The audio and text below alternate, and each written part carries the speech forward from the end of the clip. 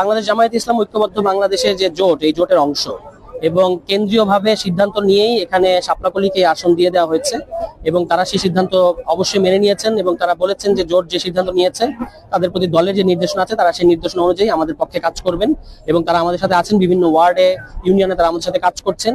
আর যিনি জামায়াতের প্রার্থী ছিলেন আমাদের শ্রদ্ধেয় আমজাদ ভাই, তিনিও এখানে যথেষ্ট পরিমাণ কাজ করেছেন, আপনারা জানেন। তো তিনিও তার সমর্থন আমার প্রতি ব্যক্ত করেছেন এবং তিনি অচিরে সেটা আরো আনুষ্ঠানিকভাবে জানাবেন।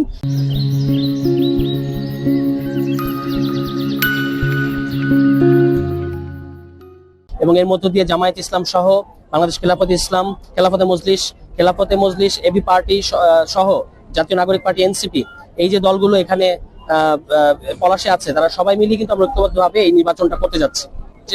জামায়াত ইসলামের যে নির্বাচন পরিচালনা কমিটি কেন্দ্রীয়ভাবে, সেই পরিচালনা কমিটির সভাপতি এবং সেক্রেটারি একাধিকবার পত্রিকায় তারা ইতিমধ্যে বলেছেন যে এই আসনটি এককভাবে জাতীয় নাগরিক পার্টিকে জোটের পক্ষ থেকে দেওয়া হয়েছে এবং অন্যান্য আমাদের সাথে যে প্রার্থীরা আছেন বাংলাদেশ খেলাফতে মজলিস এবি পার্টি, তারা কিন্তু এই নির্দেশনা মেনে নিয়ে এখান থেকে তাদের প্রার্থীতা প্রত্যাহার করেছেন এবং আমাদেরকে সমর্থন দিয়েছেন। ফলে এটা উন্মুক্ত আসন না, এটা হচ্ছে আপনার জোটের আসন এবং জোটের আসন হিসেবে জামায়াতের আমির আমাদের শ্রদ্ধেয় ডক্টর শফিকুর রহমান সহ তারা প্রত্যেকেই এটা একাধিকবার বলেছেন। তাহের ভাই সহ, জুবায়ের ভাই সহ যারা দায়িত্বশীল আছেন তারা প্রত্যেকেই বলেছেন যে এটা এককভাবে এখানে জাতীয় নাগরিক পার্টি জোটের হয়ে শাপলাকলী মার্কা ইলেকশন করবে এবং এই আসনে জোটের মার্কা হচ্ছে শাপলাকলী।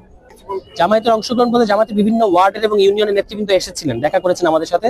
তারা বলেছেন যে তারা নিজেদের মধ্যে তাদের আলোচনা চলছে, তাদের যেহেতু এটা পুরোপুরি একটা সেটআপ ছিল নিজস্ব, এই সেটআপটা আবার আমাদের পক্ষে নিয়ে আসার জন্য তাদের 1-2 দিন সময় লাগবে এবং তারা আমাদের কাছে সময় চেয়েছেন। এবং আপনারা জানেন যে এই আসনের জন্য যিনি নির্বাচন পরিচালনা কমিটির যিনি প্রধান সাইদুজ্জামান স্যার, তিনিও আমার সাথে কথা বলেছেন। তিনি বলেছেন যে আমাদের 1-2 দিন সময় দেন, আমরা পুরো জিনিসটা গুছিয়ে আনছি এবং জোট ঐক্যবদ্ধভাবেই ইনশাআল্লাহ এখানে ইলেকশন করবে।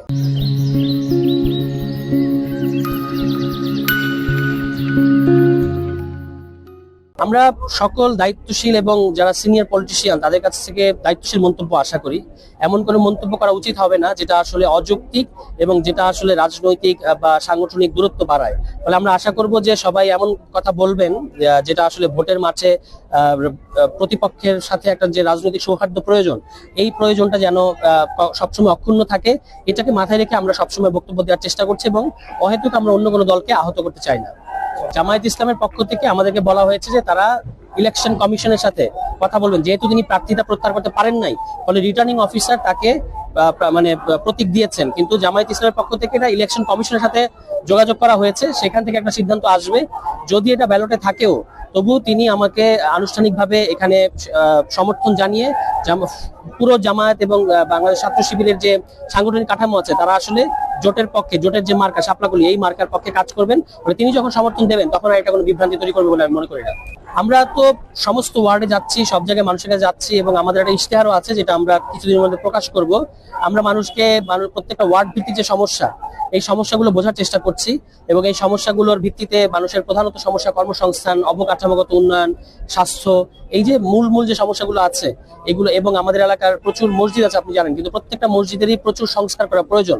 এই ব্যাপারগুলো আমাদের কাছে প্রত্যেকটা মসজিদের পক্ষ থেকে বলা হয়েছে, এগুলো আমরা দেখছি। এবং আন্তঃধর্মীয় যে সম্প্রীতি, এখানে আপনি জানেন যে আমাদের পলাশে একটা বেশ বড় সংখ্যায় হিন্দু কমিউনিটিও আছে, মানে তাদের সাথেও আমাদের মিলেমিশে একসাথে থাকার যে ব্যাপার আছে, এই সমস্ত কিছু মিলিয়ে আমরা পলাশের জন্য চিন্তা করছি এবং এখানকার তরুণ প্রজন্ম যেন খেলাধুলায় ব্যাপকভাবে খেলাধুলা করতে পারে, এই জন্য মিনি স্টেডিয়াম নির্মাণ, প্রত্যেকটা ঘরে যারা যার যোগ্যতা অনুযায়ী চাকরি প্রদান, স্বাস্থ্য, এই সমস্ত বিষয়ে আমাদের ইশতেহারে উল্লেখ থাকবে।